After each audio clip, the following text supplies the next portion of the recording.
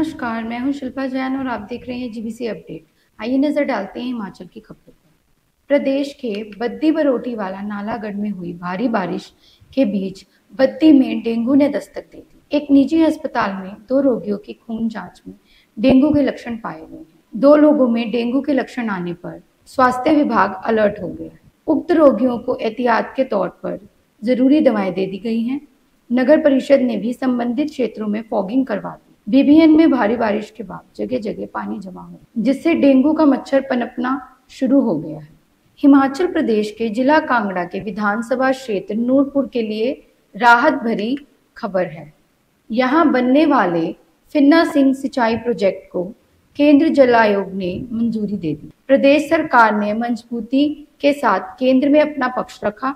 इस प्रोजेक्ट में 343 करोड़ रुपए खर्च होंगे।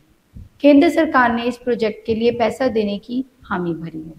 शहरी विकास विभाग की आयोजित बैठक की अध्यक्षता करते हुए मुख्यमंत्री ने सभी सरकारी सेवाओं को ऑनलाइन करने पर भी बल दिया, ताकि लोगों को कार्यालयों के बार बार चक्कर ना लगाने। हिमाचल प्रदेश के ऊना जिले में आने वाली सुपरफास्ट ट्रेनें फिलहाल धीमी गति से दौड़ेंगी।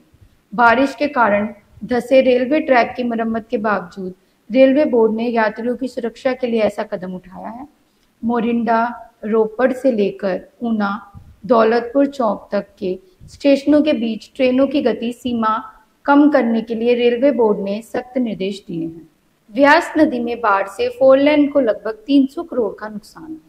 किरतपुर से मनाली तक का निरीक्षण करने के बाद national highway authority of India की टीम ने पारंपरिक तौर पर ये आकलन किया है। अधिकारियों का कहना है कि मंडी से मनाली तक सबसे अधिक नुकसान हुआ है। टीम ने रविवार को बाढ़ से क्षतिग्रस्त हुई सड़क का जायजा लिया। हिमाचल में भारी बारिश के नुकसान का दौर अभी जारी। कांगड़ा के ज्वालामुखी और कोपरलाहड़ के बीच भूस्खलन के कारण रेलवे की सुरंग के पास 300 मीटर रेल पटरी हवा में लटक गई। ट्रेनों की आवाजाही ठप हो गई। तिब्बतियन युवाओं की अंतर्राष्ट्रीय कॉन्फ्रेंस का आयोजन धर्मशाला के समीप निजी होटल में किया गया, जिसमें विश्व के 20 से अधिक देशों में रह रहे तिब्बती युवाओं ने भाग लिया। विश्व के विभिन्न देशों में रह रहे तिब्बती युवाओं ने खुद को कॉन्फ्रेंस के माध्यम से वायरलेस फ्री तिब्बत जैसे महत्वाकांक्षी प्रोग्राम के लिए रजिस्टर करवाया है।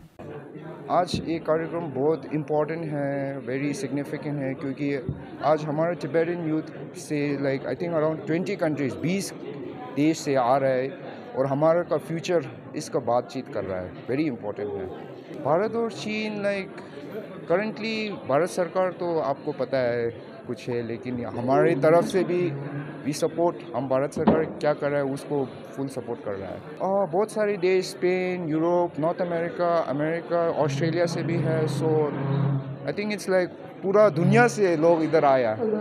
इस कार्यक्रम में क्या खास है कि सब यूथ है ना, ये यूथ सब बाकी इन द कमिंग डेज ये सब हमारा लीडर बन जाएगा। सो वही खासी बात वही है।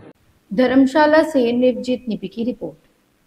सुनील उपाध्यक्ष एजुकेशनल ट्रस्ट व विकासार्थ विद्यार्थी पूरे हिमाचल प्रदेश में 7,30,000 पौधारोपण करने का महाअभियान चलाएगी। ये जानकारी प्रदेश संयोजक विकासार्थ विद्यार्थी शिल्पा कुमारी ने पत्रकार वार्ता के दौरान दी।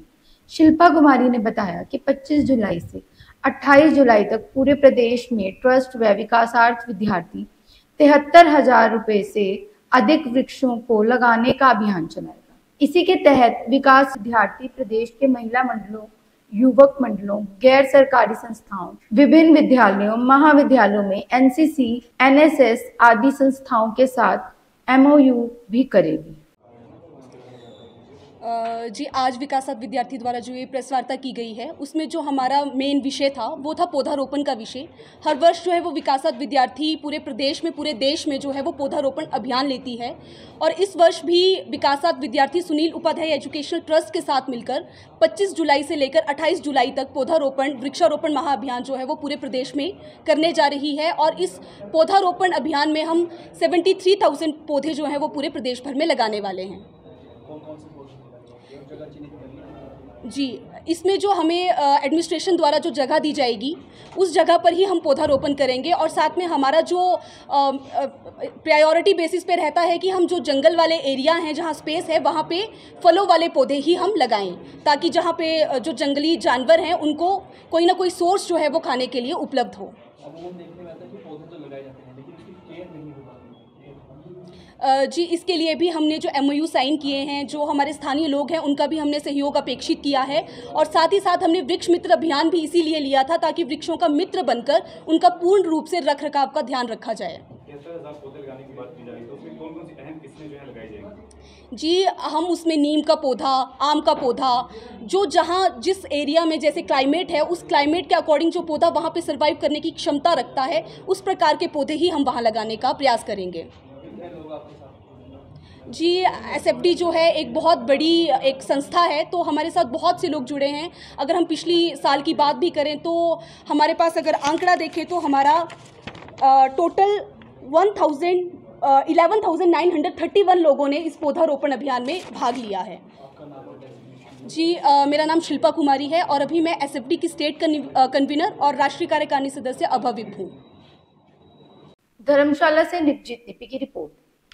फलों के राजा आम का सीजन चला हुआ है। नूरपुर क्षेत्र के बागबान किसान अपनी आम की फसल लेकर नूरपुर कस्बा जसूर मंडी में लेकर आ रहे हैं। आज मंडी में मंदी के चलते सभी बागबानों किसानों के चेहरे मुरझाए हुए दिखे। आज मंडी में आम 8-9 रुपए से 18 रुपए तक ही बिका, जिससे बागबानों किसानों में मायूसी छा गई। कुछ ही व्यापारियों को इसके आम के रेट कुछ ठीक ठाक मिल पाए, ज्यादातर कम ही रेट में बिके हैं। आए हैं और यहाँ की स्थिति बहुत ही खराब है। 8 रुपए से लेके 15-20 रुपए तक माल बिक रहे हैं, तो जिस हिसाब से हमने मेहनत की है उस हिसाब से हमें मोल नहीं मिल रहा है।